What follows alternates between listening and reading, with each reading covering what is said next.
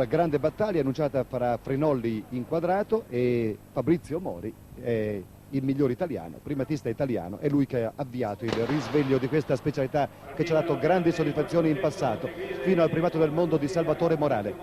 Allora, occhio, c'è Frinolli già avanti, bene anche Mori.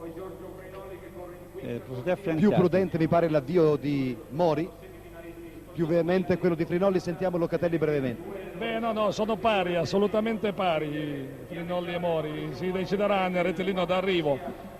Diciamo che ha un po' di vantaggio essere all'interno Mori, però sul rettilineo finale credo che potranno lottare veramente strenuamente. Sta facendosi anche Lucio un po' bellino all'interno, vedremo un po'.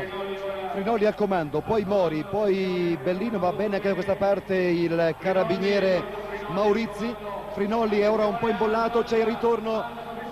Mori si è inciampato su un ostacolo, vince Frinolli 49-51, poi secondo Mori che ha compromesso la sua gara proprio nel finale, bene anche il finale di Bellino.